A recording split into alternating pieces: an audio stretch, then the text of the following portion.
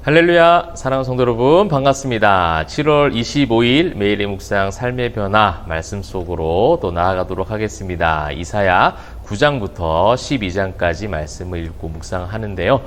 계속해서 예수 그리스도를 예표하는 구원의 메시지가 거듭거듭해서 또 기록이 되어지고 있고요. 그래서 결국은 이 이사야 선지서 말씀을 주시는 것은 이 구원의 은혜, 하나님께서 구원하시겠다라고 했던 그 언약을 성취해 가실 것이다 라는 다시 한번 그 언약적 메시지들이 많이 나오고 있습니다. 그러므로 우리 이사야 말씀을 읽을 때, 또 선지서 말씀을 읽을 때 나를 구원하신 그 예수 그리스도의 놀라우신 십자가의 은혜, 그 부활의 소망을 더 깊이 있게 묵상하시면 좋을 것 같습니다.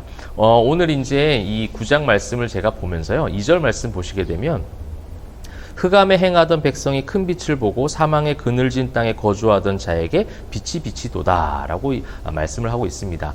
여러분, 이 선지서의 말씀을 통해서 선지자들을 부르시죠. 어두운 악한 그 시대 가운데 하나님은 선지자들을 부르셔서 하나님 말씀을 선포하도록 하세요. 결국 이것이 예수 그리스도를 예표하는 자들이죠. 이 선지자들이 다 이 어두운 세상 가운데 구원을 선포하는 자들이기에 그렇게 이제 이 인류의 어둠, 최종적 어두움이죠. 도저히 극복할 수 없는 그 어두움 가운데 빛으로 예수 그리스도를 보내시겠다라는 그 언약적 기반이 계속해서 깔려 있는 거예요.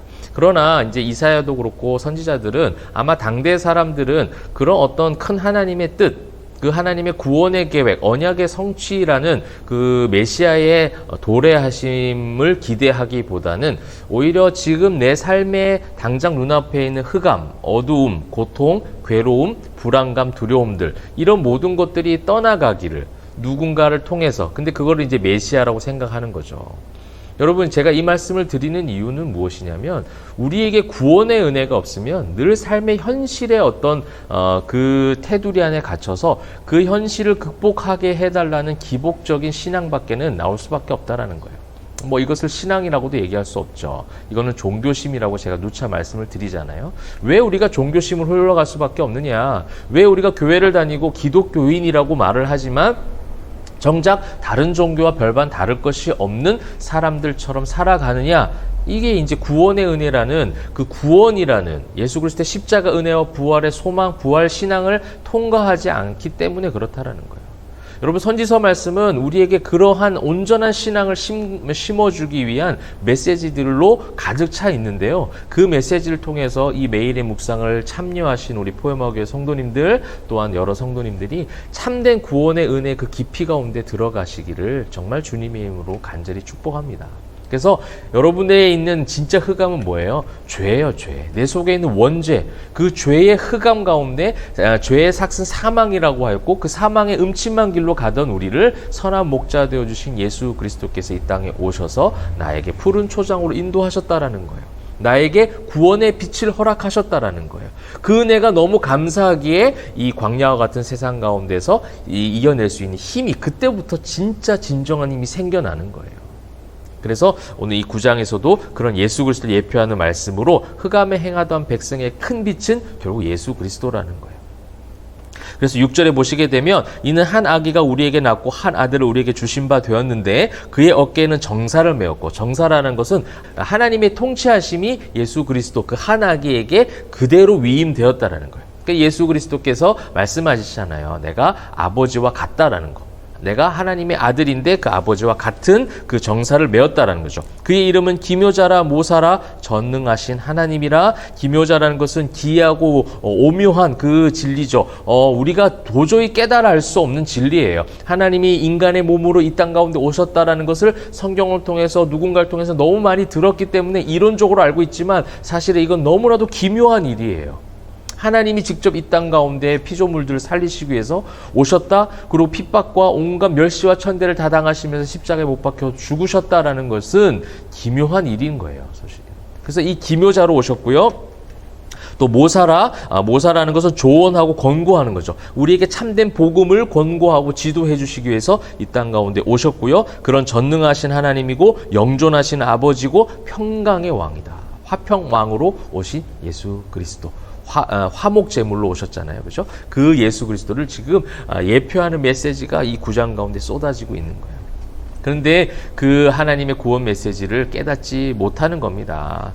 그럼 16절을 한번 보실까요? 백성을 인도하는 자가 그들을 미혹하니 인도를 받는 자들이 멸망을 당하는도다. 이 백성이 모두 경건하지 아니하며. 이 죄의 상태인 거예요. 이것 때문에 한 아기가 오셔야 된다라는 거예요. 결국 이렇게 경건하지 아니하고 이런 죄로 말미암아 멸망할 수밖에 없는 이 백성들이 이 자체가 흑암이라는 거예요. 이 흑암은 인간의 그 어떠한 것으로 물리칠 수가 없어요. 빛으로 오신, 참 빛으로 오신 예수 그리스도가 아니면 이것을 이겨낼 수 없다라는 겁니다.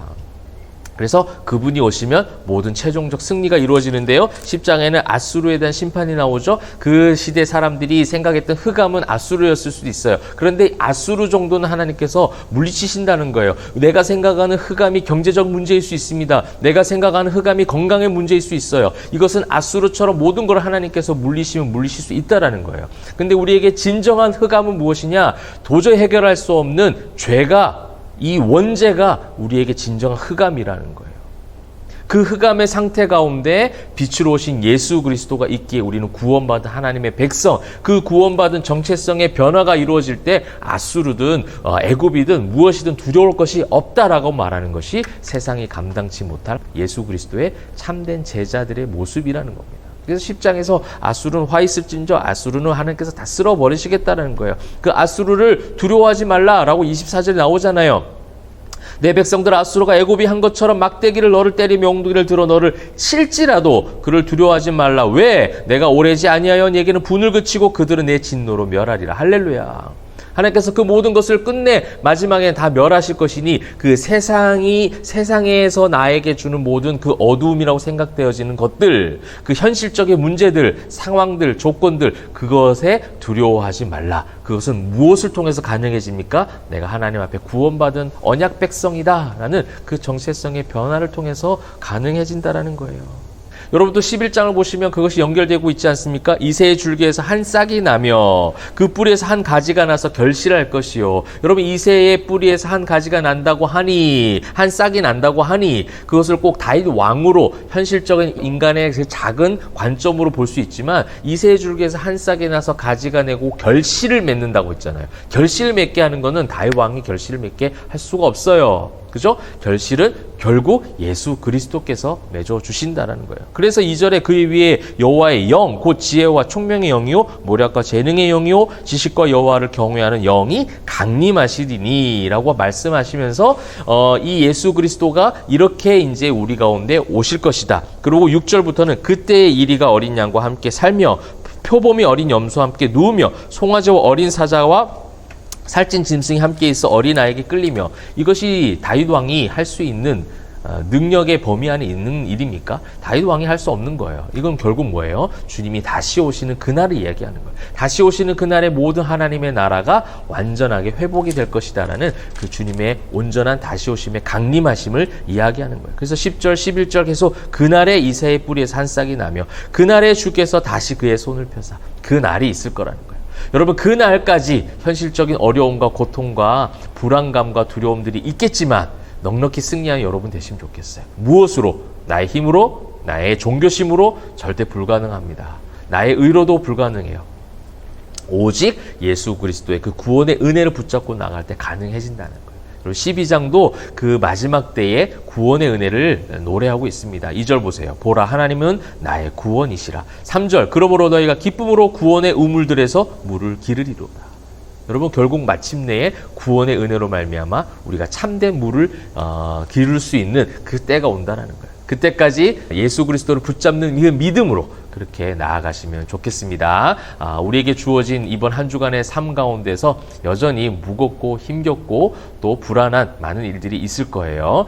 그런 흑암과 같은 그런 어두워 보이는 상황 가운데 있다 할지라도 우리에게 참빛을 비춰주시는 예수 그리스도를 붙잡고 그 구원의 은혜로 말미암아 넉넉히 그 모든 것에서 승리하시면 좋겠습니다. 그런 저와 여러분 되시기를 주님의 이름으로 축복합니다. 기도하겠습니다.